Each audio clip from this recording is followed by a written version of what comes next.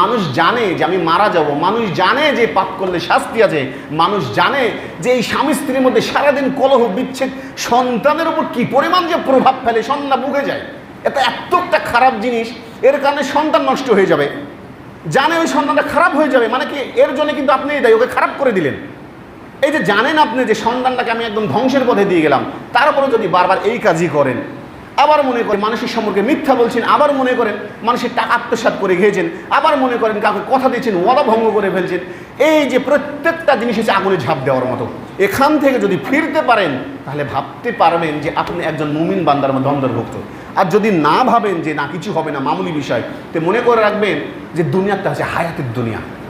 হায়াত মানে নির্দিষ্ট একটা দিন, নির্দিষ্ট একটা সময়। একটা উদাহরণ আপনাদেরকে দিয়েছিলাম এর আগে যে হায়াতটা কেমন দেখুন। যে মনে করেন যে আপনি এখান থেকে কুষ্টিয়াতে পোড়াদহ বলে একটা স্টেশন আছে, আপনারা অনেকে গিয়েছেন, তো ওখানে আপনি আছেন যে রাজশাহীর উদ্দেশ্যে আপনি রওনা দেবেন, রাজশাহীর উদ্দেশ্যে। ট্রেন আপনার হচ্ছে 6:30টার সময়। তো আপনি যখন 6টা বেজেছে তখন ওই প্ল্যাটফর্মে বসে আছেন, তো ভাবছেন যে ঘরের চারিপাশে প্ল্যাটফর্মে অনেক নোংরা আছে, যে নোংরাটা একটু পরিষ্কার করি না, পরিষ্কার করলেন, ঝাড়ু দিলেন। তারপর ভাবছেন যে পরিষ্কার তো হলো, একটা চেয়ার নিয়ে আসি, চেয়ারে এসে বসলেন। তারপর ভাবছেন যে না এখনও প্রায় 20 মিনিট বাকি আছে, ওখানে একটা খাটও আছে, তো খাটটা নিয়ে আসলেন। আসার পরে ভাবছেন একটু ঝাড়ু দিত, এই ঝাড়ু দিয়ে সুন্দর করে পরিষ্কার করেছেন, শুতে যাবেন। এমন সময় দেখছেন যে ট্রেনের হুইসেলটা বেজে গেছে, মানে আপনার নিজ গন্তব্যে ফিরে যেতে হবে। তো তদ্রূপ মানুষের জীবনটাও এরকম, হায়াতের দুনিয়া। আপনি হয়তো ভাবছেন যে আপনি বড় কিছু করবেন, বড় এই করবেন সেই করবেন, অনেক কিছু অর্থ সম্পদ উপার্জন করবেন, না আপনি পারবেন না। যখন দুনিয়াতে বেশি কিছু সুখ চাইতে যাবেন কিছু হবে, দেখবেন আপনি ঠাস করে শেষ, দুনিয়ার বুক থেকে একদম নিপাত হয়ে যাবেন, তখন আর কিছু করার থাকবে না। এই যে যেই সময়টা যাচ্ছেন আমাদের, এটাই মনে করবেন যে উত্তম সময়, এর চাইতে ভালো সময় আর নাই। হয়তো ভাবছেন যে আমার কষ্ট আছে, দুঃখ আছে, এ আছে সে আছে। মানুষ পৃথিবীর বুকে আল্লাহ রাব্বুল আলামিন বলছেন যে মানুষকে সৃষ্টি করা হয়েছে ঠুনঠুনে শুষ্ক পচা কর্দমাক্ত দ্বারা, আর মানুষকে সৃষ্টি করা হয়েছে বীর্য দ্বারা, শক্তির দ্বারা। তাই মানুষের মধ্যে দুঃখ, কষ্ট, ভালোবাসা এগুলো থাকবেই, আর এটা নিয়ে আপনাকে বাস্তবে ভাবতে হবে। এই সময়টা আপনার জন্য উত্তম গেল। আপনি কখনো টোটালিভাবে যে সুখ নিতে যাবেন তার মধ্যে সুখ পাবেন না, আপনি হয়তো মারা যাবেন। মানে এর মধ্যে দিয়ে আপনাকে সুখ খুঁজতে হবে। তবে একটা জিনিস খেয়াল করবেন, জীবনটাকে যাতে বিষাদময় যাতে না হয়ে যায়। বিষাদময় হয় কিছু কিছু কারণে। 1 নম্বর কারণ হয় ওই যে ওই দিন বললাম না, যদি অবাধ্য বাহন থাকে, অবাধ্য স্ত্রী থাকে, তো এরা যদি স্বামীর দুর্বল দিক বারবার গুতায়, বারবার, ওই স্বামী তাড়াতাড়ি মারা যাবে। যদি স্বামী আপনার মারা যায় তা আপনি নিজের যে কি অবস্থা করে ফেলবেন আপনি ভাবতে পারবেন না। সত্যি বলছি, মহিলা মানুষের অহংকার করার মতো কিচ্ছু নাই। আর স্বামী মারা যাবে, কম বয়সে যদি মারা যায়, এর জন্য আরও অপবাদ। কি বলেন, দামি আপনি তখনই হতেন।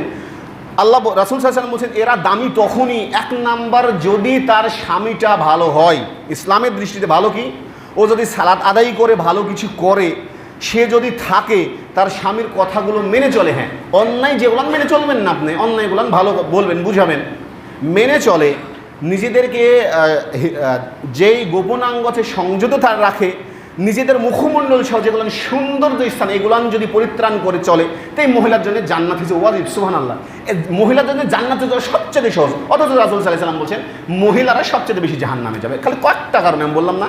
1 নম্বর হচ্ছে কি বললাম, যে স্বামীর অনুগত্য প্রকাশ করবে না। যত টেনশন দেখবেন স্বামীকে দিয়েছে, যত প্রকারের টেনশন পাবে দেবে, যত রকম। হ্যাঁ, এর মধ্যে কি বললাম, যে রাসূল সাল্লাল্লাহু আলাইহি ওয়াসাল্লাম এই জন্য বলছে তোমরা দিনদার মহিলাকে বিবাহ করো, না হলে তুমি লাঞ্ছিত হবে, না হলে তুমি ধ্বংস হয়ে যাবে। কেন বললেন, এর কারণ কি বলুন তো? এই জন্যে মানে বিবাহের ক্ষেত্রে যদি এই জিনিসটা দেখেন তাহলে আপনার জন্য সবচেয়ে ভালো। এত খারাপ জিনিস, মানসিক টেনশন কত খারাপ জানেন? কথাতে আছে যে বনের বাঘে খায় না মানুষ, মনে যে বাঘে খায়। আগের সময় বলেন তো হার্ট অ্যাটাক বলে কোনো শব্দ ছিল? আচ্ছা, ডায়াবেটিস বলে কোনো শব্দ ছিল? আপনি প্রায় লোকের এখন দেখবেন 14-15 হয় না, মানসিক টেনশন করতে করতে, আমি বলেন আপনি বলেন, এর মধ্যে আমি অন্তর্ভুক্ত। কিন্তু মানসিক টেনশন সবারই আছে। দেখবেন করতে করতে করতে করতে অন্যরকম চিন্তা করতে করতে ব্রেন স্ট্রোক হয়ে যাবে, আপনি শেষ, নাহলে হার্ট অ্যাটাক হয়ে যাবে, হার্ট ব্লক হয়ে গেছে, তাড়াতাড়ি মানুষ মারা যাবে। সম্পূর্ণটা হয় মানসিক টেনশনের কারণে। এত খারাপ জিনিস এই মানসিক টেনশন। তাই বলছি যারা মা বোন আছেন, যে যারা স্বামী আছে, হ্যাঁ আমি বলছি কি, যদি খারাপ আপনার স্বামী হয়, ইসলামের কোনো কথা শুনে না, বলেই তো দিয়েছে যে এই প্রকার মানুষকে বিবাহ করবে না, যে ও 1 নম্বরে সালাদ থেকে দূরে, 2 নম্বরে নেশা করে, 3 নম্বরে বদমাইশির মধ্যে অন্তর্ভুক্ত, প্রথম হচ্ছে সালাদ শর্ত। তো এই শ্রেণীর মানুষকে বিবাহ করবেন না, তাছাড়া করবেন, তাহলে আপনি বেঁচে যাবেন। যদি স্বামীর কথা শুনেন, এই করেন, বেঁচে যাবেন। এখনও যারা এই কাজগুলো করেন না, আপনার যারা স্ত্রী আছে তাদেরকে বলেন। আর যার স্বামীরা পড়ে না, স্ত্রী বারবার বলেন, বারবার যদি না শোনে, যদি আপনাকে ভালো না লাগে, টোটালিভাবে ইসলামের দৃষ্টিতে ভালো না লাগে যে স্বামী শোনে না, স্বামী নেশা করে, স্বামী এই করে, তো ভালো পন্থা আছে, সুন্দরভাবে সালিশ ডাকবেন, ডাকার পরে আউট করে দেবেন। এটাই যে ইসলামের মূল জিনিস। তবে কি সুযোগ দিতে হবে, ইসলামে বলছে সুযোগ দাও। সুযোগ আজকে হয় না, কাল হয় না, 5 বছর হয় না, 7 বছরে হয় না, তো সুযোগ হবে কবে? সুযোগ তো দিয়েছে। তো এটা খুবই গুরুত্বপূর্ণ। আমি আলোচনা করছিলাম যে রাসূল সাল্লাল্লাহু আলাইহি সাল্লাম আমাদেরকে যে আদেশ করেছেন এবং নিষেধ করেছেন, এই কথা বলতে বলতে কি জানেন, রাসূল সাল্লাল্লাহু আলাইহি সাল্লাম এই জন্য একটা কথাও বলছেন যে এদেরকে যে এত বলা হয়, এদের কান আছে শোনে না, চোখ আছে তাও দেখে না, অন্তর আছে তাও কল্পনা করে না। এই জন্য বলছেন যে এরা এত নিকৃষ্ট, এরা হচ্ছে পশু প্রাণীর মতো, কুকুরের মতো, শ্রীগালের মতো, এর চাইতেও জঘন্য। এই মানুষ সৃষ্টির সেরা যেমন জীব, তেমনই বলছে মানুষ হচ্ছে সবচাইতে নিকৃষ্ট জীব। মানুষ পৃথিবীর ভিতরে অন্য মানুষকে মারার জন্যে যে পরিমাণ যন্ত্র আবিষ্কার করে পশু পাখি মারার জন্য, সে আবিষ্কার করেন। আপনি জানেন পৃথিবীর বুকে দেখুন যে কত বিলিয়ন বিলিয়ন ট্রিলিয়ন ডলার যে শুধুমাত্র অপচয় করছে মানুষকে হত্যা করার জন্যে। পৃথিবীর বুকে যে পারমাণবিক বমগুলো তৈরি করে, এটা কাকে? পশু পাখিকে মারার জন্যে, এখন আমাকে আপনাকে মারার জন্য তৈরি করে। অথচ যে আধুনিক যে গবেষণাগার আছে, এই গবেষকরা বলছেন পৃথিবীর বুকে মানুষকে মারার জন্য যে পরিমাণ অস্ত্র তৈরি করা হয়, এই পৃথিবীর মানুষ যদি প্রায় 1000 বসে থেকে খায়, 1000 বছর বসে থেকে খায়, তাও টাকা শেষ হবে না। মানুষ এত খারাপ, শুধু মানুষকে মারার জন্যে, মানুষের পিছনে ধ্বংস করার জন্য এত পরিমাণ কূটকৌশল করে মানুষকে হত্যা করার জন্য। বলছে এরা যেমন সৃষ্টির সেরা জীব, নিকৃষ্ট জীব। আপনি ভাবছেন যে গরু ছাগল ভেড়া এরা জান্নাতে যাবে, ওরা ডিম যাবে। গরু ছাগল ভেড়া আপনি দুনিয়ার বুকে বললাম না, এদের শাস্তি কেমন বলেছিলাম একদিন উদাহরণ। একটা ছাগল আর একটা ছাগলকে গুতা দিয়েছে শিং দিয়ে, তো কিয়ামতের ময়দানের দিন তারা হিসাবে চেয়ে এরকম যে আল্লাহ রাব্বুল আলামিন বলছেন যে যার শিং থাকবে না, যাকে গুতা দিয়েছে, তো আল্লাহ রাব্বুল আলামিন সুন্দরভাবে যার শিং নেই তার শিংটা দেবেন, দেওয়ার পর বলবে তোকে যেই পরিমাণ গুতা দিয়েছে গুতা দে, গুতা দিবে, শোধ হবে, মাটি হয়ে যায়, শেষ। তাদের বিচার আর নাই, শুধু বিচার হবে কাদের জানেন? না আমাদের আপনাদের। কেন? দুনিয়ার মুখে যে চোখ দিয়েছিলাম কত বড় নিয়ামত জানেন, এই যে চেহারা দিয়েছিলাম কত বড় নিয়ামত জানেন, হাত দিয়েছিলাম কত বড় নিয়ামত, পা দিয়েছে কত বড় নিয়ামত। তাই এই নিয়ামত গুলানের জন্য আল্লাহর কাছে শুকরিয়া আদায় করা লাগে। এই শুকরিয়া কোনোদিন আমরা আদায় করি না। যখন দেখবেন যে অসুস্থ হয়ে গেছে, মানে অবস্থা বেগতিক আমাদের এলাকার লোকেরা, তখন দেখবেন যে আল্লাহ আল্লাহ আল্লাহ বলার জন্য প্রস্তুত। আল্লাহ বলছেন যে এই সময় কোনো কাজে আসবে না, কোনো কাজে আসবে না। এখন বলছেন যে শেষ অবস্থার পর তো নির্ভরশীল মানুষের জীবন। হ্যাঁ, শেষ অবস্থার পর নির্ভরশীল। তা আপনার শেষ অবস্থা কখন আপনি কী করে বলবেন? ভালো সময় তো আপনার গেছে। যৌবনকালের ইবাদত 1 রাকাত নফল নামাজ, এটা খন্দকার আব্দুল্লাহ জাহাঙ্গীর স্যারও দেখবেন উদাহরণ দেয়, বৃদ্ধের 500 রাকাত তাহাজ্জুদের সালাতও এর পরিমাণ হবে না। বুঝছো কেন বলুন তো? আপনি যে সালাতে আদায় করতে আসবেন, দেখবেন যে যার বৃদ্ধ মানুষ, ও সিজদা দিতেও পারে না, একটা সূরা পড়বে ওটাও পারে না। আবার দেখবেন যে দাঁড়িয়ে আছে, পেশাব করতে দেখবেন চলে গেছে, নাই দেখবেন এরকম মানুষ কিছুই করতে পারে না। তো মানুষের মূল হিসাবটা হবে যৌবন বয়সের। যৌবন বয়সটাকে মূল্যায়ন করুন। আমি যেটা বারবার বলি, আপনি যেখানে থাকেন আল্লাহকে তো মূল্যায়ন করতে হবে। আপনার জীবনের কি দাম নাই?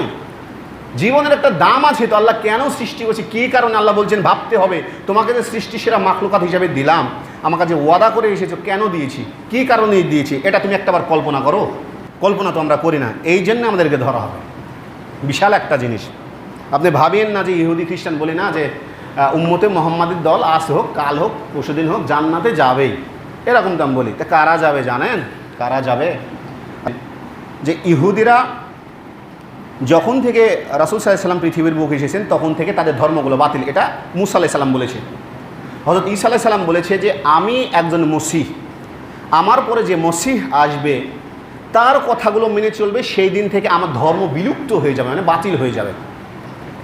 কি বলছে দেখুন ঈসা আলাইহিস সালাম, এটা কথা, এটা হচ্ছে যারা খ্রিস্টানেরা বলেন যে ঈসা আলাইহিস সালামকে মানেন, ঘোড়ার ডিমও মানেন না।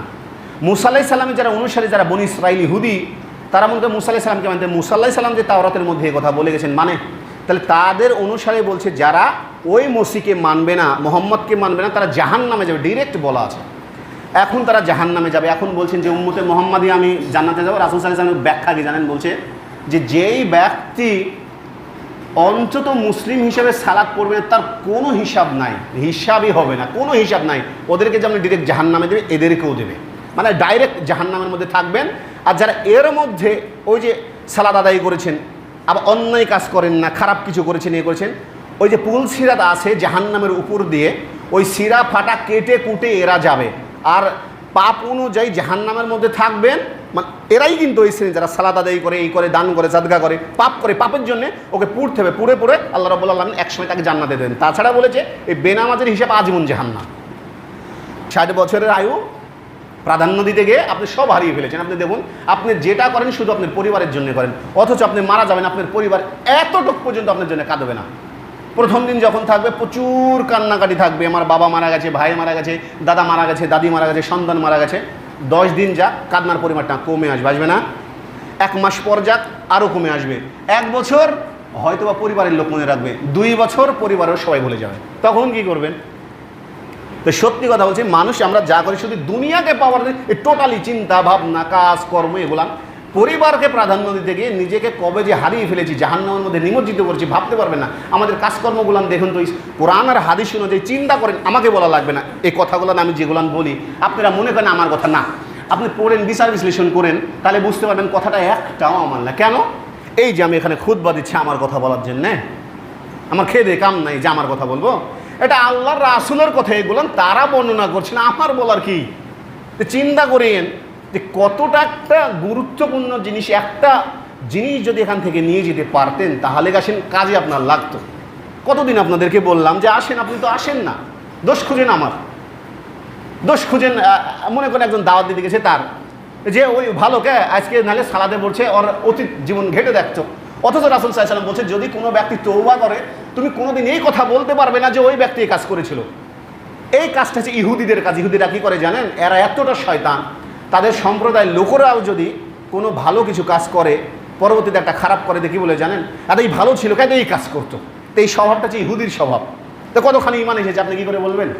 তওবা করেছে মানে বুঝেন, তওবা মানে বুঝেন, ইস্তেগফার মানে বুঝেন, আল্লাহর কাছে মানে টোটালি যা আছে তার কাছে মানে মাথা নত করা, মানে তার কাছে আত্মসমর্পণ করা। হ্যান্ডস আপ, দেখেন না পুলিশে যখন ধরতে যায় বলে হাত উপরে তোলো।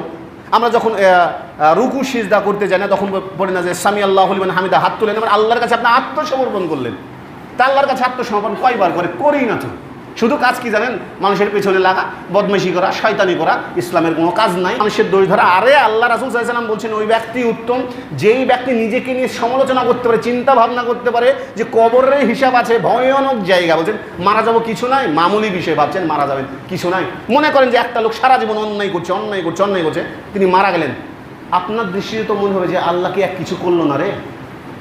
অন্যায় সারা জীবন করছে মানে আপনি তো চিন্তা এতটুকু হওয়া উচিত যে সারা জীবন অন্যায় করলো, এতটুক শাস্তি দুনিয়ার বুকে আল্লাহ দিল না। আল্লাহ কি দেখে না? আপনার দৃষ্টিতে বলবে এর তো কিছু হওয়া উচিত। সারা জীবন অন্যায় করেছে, মানুষকে মেরেছে, হত্যা করেছে, জেনা করেছে বেশি পরিমাণে, কত মহিলা যাস নাই, কত মহিলা আছে, কতজনের সাথে বদমাইশি কাজ করেছে, এর কি শাস্তি হবে না? আপনার দৃষ্টিতে বলেন তো কি হওয়া উচিত? অবশ্যই আপনি বলবেন যে বদমাইশি করেছে, যে শাস্তি হওয়াই উচিত। শাস্তি আছে, আপনিই বলছেন শাস্তি হবে, এটাই হচ্ছে চূড়ান্ত। আমি আলোচনা করছিলাম যে রাসূল সাল্লাল্লাহু আলাইহি সাল্লাম আমাদেরকে যা আদেশ করেছেন এবং যা নিষেধ করেছেন।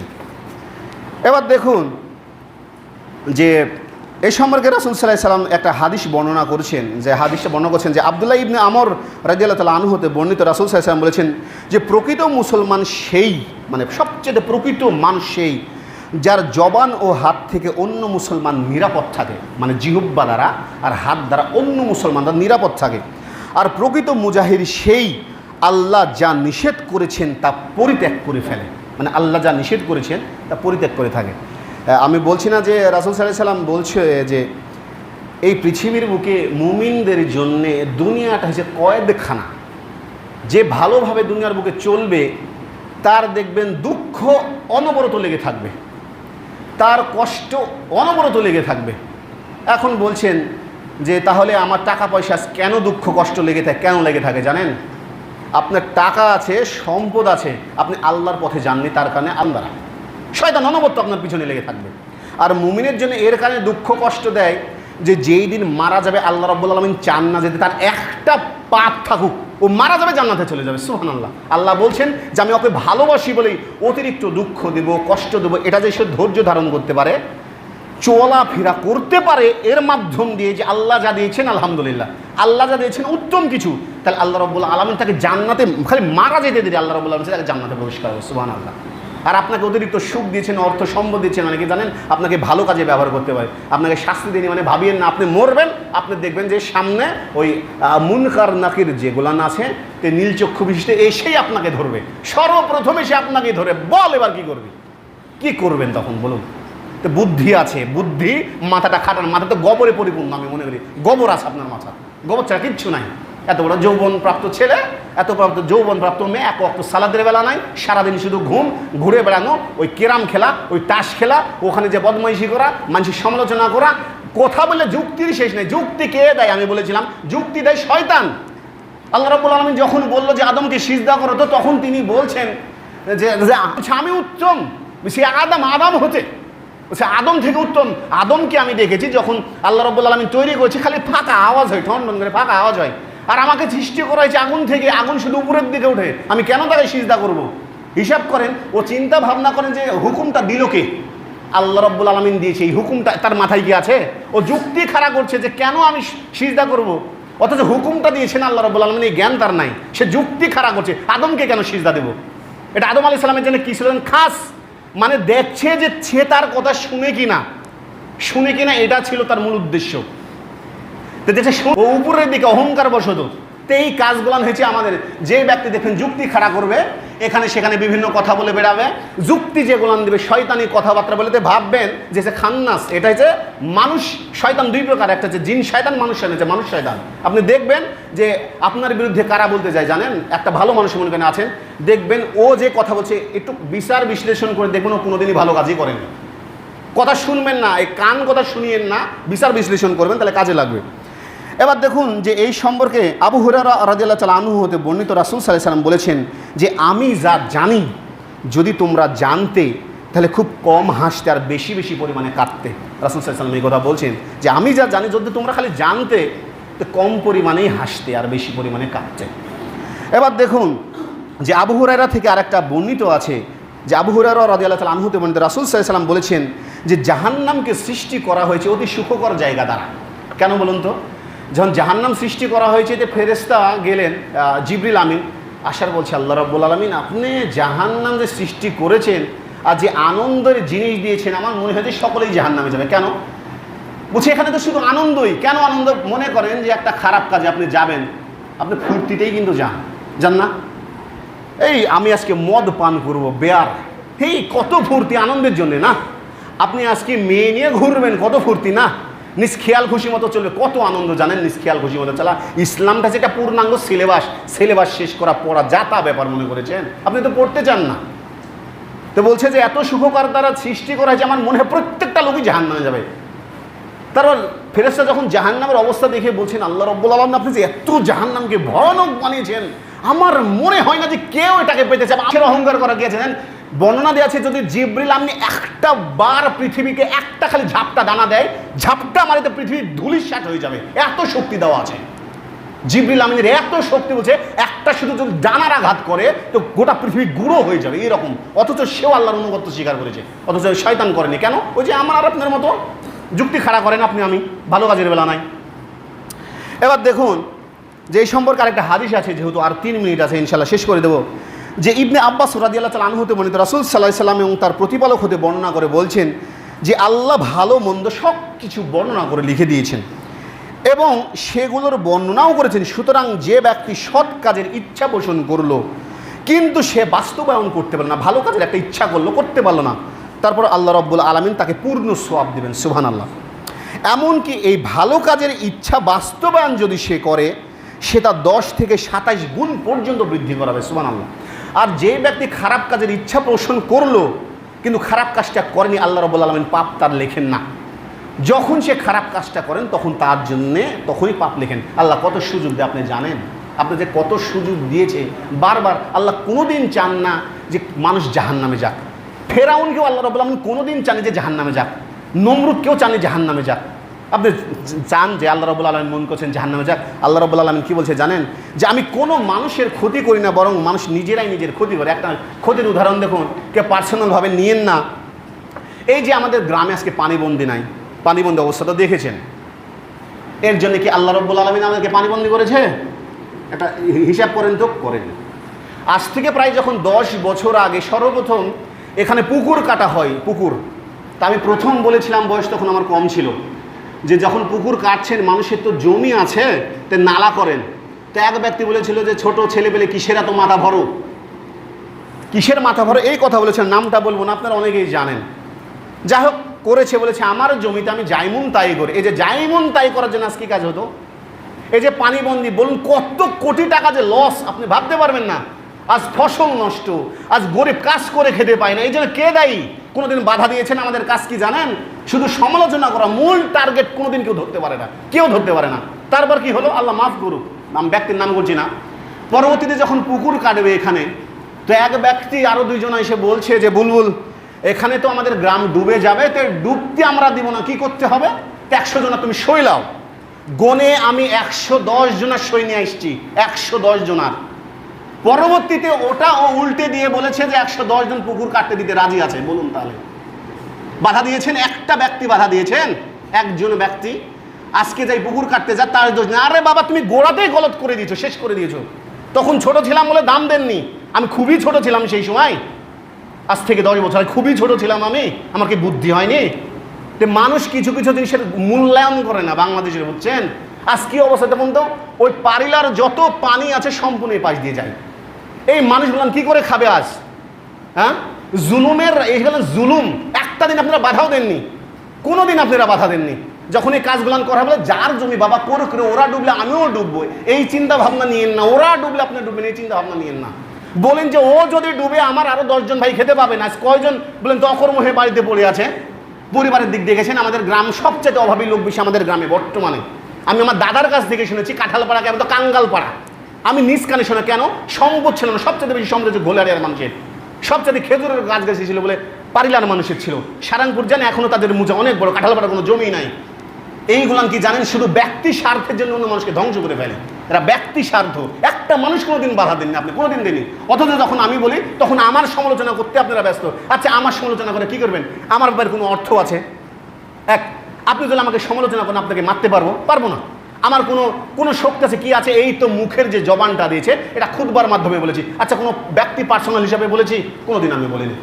বলুন এই দোষগুলান কার? এই যে সম্পদ ডুবে গেছে, জায়গা ডুবে গেছে, মানুষ খেতে পায় না, আল্লাহ এই জন্য বলছেন আমি কোনো মানুষের ক্ষতি করিনি, বরং মানুষ নিজেরাই নিজের ক্ষতি করে। আর এখন অন্যজন যদি বান্দাল দেখি বলে জানেন এই তো তুমি বদমাইশি করছো। আরে বদমাইশি গেছে, রুই কাতলাতি পুটিকে ধরে কি করবি? প্রথম জীবন থেকেই আমাদের এই পরিকল্পনাটাই খারাপ। এই যে রাস্তাগুলো, যে রাস্তা দেখছে না, টেন্ডার কত বাজে বিক্রি করে খেয়েছে। কে খেয়েছে? বাইরের লোকে খেয়েছে। ইসলামে বলছেন ভোট পদ্ধতি হারাম। কিসের জন্য জানেন? এই কারণে ইসলামে ভোট পদ্ধতিটাই হারাম। সে আওয়ামী লীগ বলেন, বিএনপি বলেন, জামাত বলেন, যেটাই বলেন, ভোট পদ্ধতি হারাম। কেন জানে? এরা ব্যক্তি স্বার্থের জন্য কাজ করে। আপনি বাড়িতে বসে থাকেন, আপনাকে তুলে নিয়ে যাবে, ভাই দে না, তোর ভালো কাজ করবো। কই হয়েছে রাস্তা? কয় সালে হয়েছে? 2011 সালে হয়েছে, 11 সালে হয়েছে, 12 সালে আসলে একটা পুটিং পর্যন্ত হয় না আপনার দেশের। কিসের নেতা কর্মী তাকে? কিসের হয়? মেম্বার চেয়ারম্যানের দোষ দেন না যে মেম্বার এই মেম্বার পান না। রাস্তার প্রধান কাজগুলো চেয়ারম্যানের হাতে থাকে 1 কিলো পর্যন্ত। আমি উপজেলাতে গিয়েছিলাম যে কার হাতে রাস্তা করার দায়িত্ব থাকে। রাস্তা করার দায়িত্ব থাকে চেয়ারম্যানের 1 কিলোমিটার পর্যন্ত। আর আপনার আমার বিবেক বলতে কিছু নাই। যখন ভোট হয় কি করে জানেন? একজনের থিন যাবো, 10,000 খাবো, 20,000 খাবো, 30,000 খাবো। পরবর্তীতে আপনি টিউবওয়েল চান কি বলে বলেন? তখন তো বিবেক বিক্রি করে খেয়ে নিয়েছেন, চান না? তারপর বলে মেম্বার কাজ করে। একটা মেম্বার যদি 15 লক্ষ টাকা খরচ করে মেম্বার হয়, মেম্বার কত টাকা পায় জানেন? 8 লক্ষ টাকা পায়। 5 বছরে 8 লক্ষ টাকা। ওই 8 লক্ষ টাকা আপনাকে দেবে পরবর্তীতে। আমি তো বিবেক বিক্রি করে খেয়ে দিয়েছি। একটা মেম্বার, আইনাল মেম্বার ভোট করে 25 লাখ টাকা খরচ করে 2টা গরু। ওকে তো পাগল করে দিয়েছেন। আমার আপনার মতন বেয়াদবের তো পাগল করে দিয়েছে। কি কারণে? আপনি তো আপনার বিবেক বিক্রি করে খেয়ে নিয়েছেন। ওকে কেন পাগল হতে হবে? কেন একটা মেম্বার ভোট করলে 15 লক্ষ টাকা হবে? আপনি ভোট দিতে যাবেন না, কিসের জন্য যান? আমরা আমাদের ক্ষতি নিজেরাই করি। সেটা আমিই বলেন, আমিও খাই ঘর বাটি মনে করেন। আমিও গেলাম, মামা আপনি আমাকে টাকা দিলেন না, 200 টাকা দেন, ভোট দেবো। ও যেমন জুলুমকারী, আমিও তেমন জুলুমকারী, দুজনকে সাপোর্ট করছি। ওই দিন বললাম না যে সালিয়াল ফাওজান একটা কথা বলেছিল, যেই দেশের জনগণ যেরকম সেই দেশের রাষ্ট্রপ্রধানগুলো সেই রকম। তা আমাদের মন মানসিকতা ভালো নাই, এতটুক নাই। আমি ভালো কথা বলবো, আমার দামই দিবেন না আপনারা, আমি জানি এতটুক পর্যন্ত দাম দেবে না। একজনকে ভালো উপদেশ দিতে যান, তখন বলে যে তোমার বাপের খাই। একজনকে বলুন যে বোরখা পরো, তো বলে বোরখা পরে আমি থাকতে পারবো না। আরেকজনকে বলুন যে এই করতে হবে, বলে তুমিই শুধু ফতুয়াকে না রে বাবা আমার জন্য, বলে তোর জন্যই আমি বলি। একটা মহিলা যদি বোরখা না পরে, রাসূল সাল্লাল্লাহু আলাইহি ওয়াসাল্লাম প্রত্যেকটা ব্যক্তি যদি জানতো একটা মহিলা পর্দা না করলে পুরুষটা তার দিকে কি দৃষ্টিতে তাকায়, লোহার পেরেক দ্বারা বর্ম দ্বারা হলে নিজেদেরকে ঢেকে রাখতো। প্রত্যেকটা মানুষ খারাপ দৃষ্টিতে থাকে। আপনি যখন সেজে গুজে দেন, মানে আপনার মেয়েটাকে আপনি জেনার কাজের মধ্যে দেন না, এই দোষ তো মেয়ের নাই, আপনার দোষ। মেয়ে তো রাগ করবেই, বয়স কম, রাগ তো করবেই, ছোট মানুষ বয়স কম থাকে। আপনি বুঝিয়েছেন, কোনদিন টর্চার করেছেন এই জন্যে? টর্চার এমন সময় করিয়েন না যখন সময়টা পার হয়ে যায়, এই সময়ের কোনো দাম নাই। টর্চার তখন করেন যখন বয়স 7, 8, 9, 10, 11, যখন 12 পরে পার হয়ে যাবে, কিচ্ছু করতে পারবেন না আপনি। যাই হোক, আমার একটু রাগ হওয়ার কারণ হচ্ছিল এটাই, মাফ করে দিন আমাকে, যে মানুষ আমরা প্রকৃতপক্ষে মূল জায়গাতে হাত কোনোদিনই দেইনি, কোনোদিন। আসলে আমরা ব্যক্তিরাই খারাপ। নিজেকে যদি সমালোচনা করতে পারেন, আজ 20 বেজে গেছে, 5 মিনিট, আমি ক্ষমা চাইছি আপনাদের কাছে, ক্ষমা। যদি নিজেকে সমালোচনা করতে পারেন যে আসলে আমি কতটা ভালো, নিজেকে যদি সমালোচনা করতে পারেন যে আমি কি কাজটা করছি, সেই দিন ভাববেন যে আপনার জন্য ভালো কিছু আছে, তাছাড়া কোনোদিনও ভালো কিছু আপনি পাবেন না। যাক, আল্লাহ রাব্বুল আলামিন আমাদেরকে সঠিক জ্ঞান বুঝদান করুন, অন্তরের মধ্যে যত হিংসা বিদ্বেষ আছে সবগুলো দূর করে দিন। সকলে বলে আল্লাহুম্মা আমিন।